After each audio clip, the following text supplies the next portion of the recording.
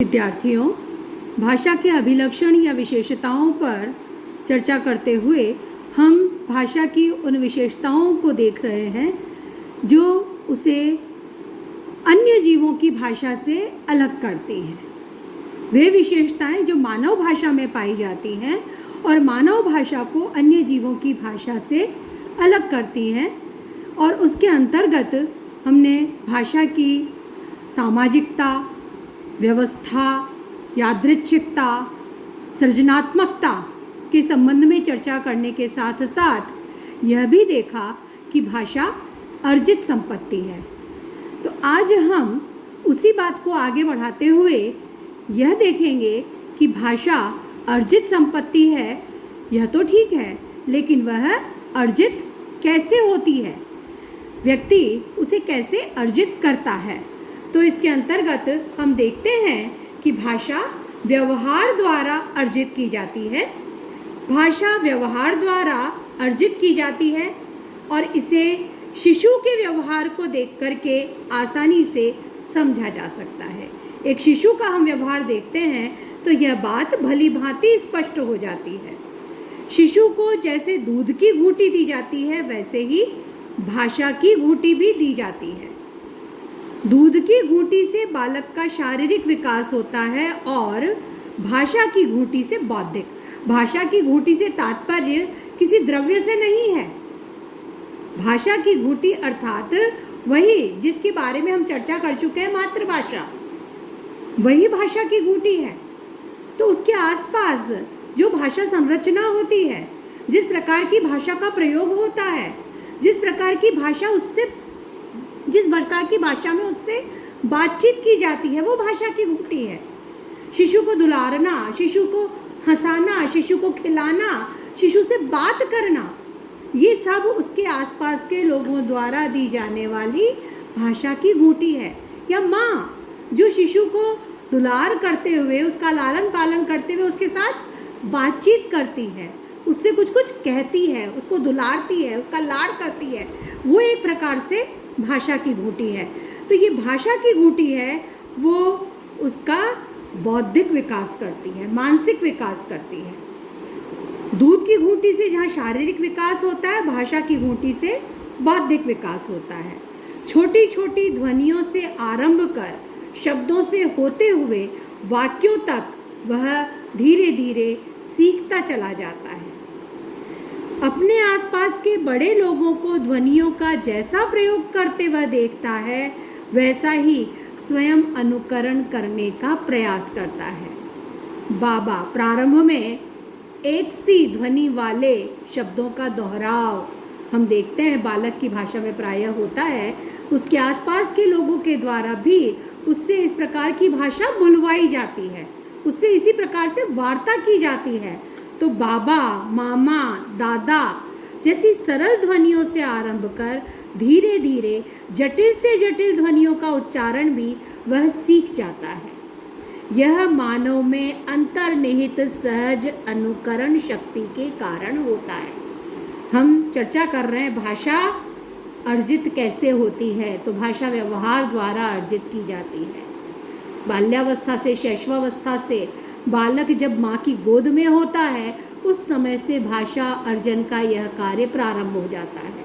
लेकिन क्यों होता है, तो उसके बारे में हम बात करें तो हम देखते हैं मानव में एक सहज अनुकरण शक्ति होती है। वो अनुकरण करता है। ये अनुकरण की एक स्वाभाविक शक्ति प्राकृतिक रूप से मानव में हुआ करती है। इस कारण से यह कार्य संपन्न हो पाता है। अब यहाँ यह भी ध्यान देना आवश्यक है कि मानव में जो सहज अनुकरण वृत्ति होती है, लेकिन वह अनुकरण वृत्ति या अनुकरण शक्ति तभी कार्य करती है जब अनुकरण का अवसर दिया जाता है। अनुकरण की शक्ति तो होती है, लेकिन यदि उसे अनुकरण का अवसर ही ना मिले, मान लीजिए किसी बालक के आसपास किसी प्रकार की कोई ध्वनि ना हो, उसके आसपास रहने वाला, लालन पालन करने वाला मूक रहकर उसका हर कार्य कर दे, लेकिन उससे कोई वार्तालाप ना करे, किसी प्रकार की ध्वनि उसके आसपास ना हो, तो वो बालक भाषा नहीं सीख सकेगा। तो अनुकरण की जो एक सहजात शक्ति मानव में है, वह कार्य तब करती है जब उसके अनुकूल वातावरण, उसके अनुकूल अवसर उसे प्राप्त हो पाता है। तो अनुकरण का अवसर जब मिलता है तभी अनुकरण की शक्ति कार्य करती है। अनुकरण की शक्ति रहने पर भी यदि शिशु को निर्जन एकांत स्थान में छोड़ दिया जाए तो वह वाणी विहीन होकर रह जाएगा, वह कोई भी भाषा नहीं सीख सकेगा। अतः भाषा सीखने में जहाँ सीखने वाले की ओर से अनुकरण की आवश्यकता है, वहाँ यह भी उतना ही आवश्यक है कि वातावरण भाषा सीखने के अनुकूल हो। जिसकी गोद में या जिसके पास शिशु रहता है, वे यदि मौन धारण किए रहें तो शिशु कुछ भी नहीं सीख सकेगा।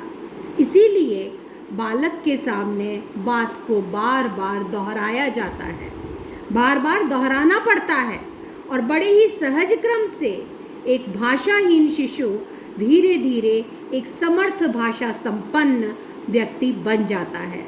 इसका सारा श्रेय सामाजिक व्यवहार को जाता है, जो भाषा सीखने का सर्व प्रमुख साधन है।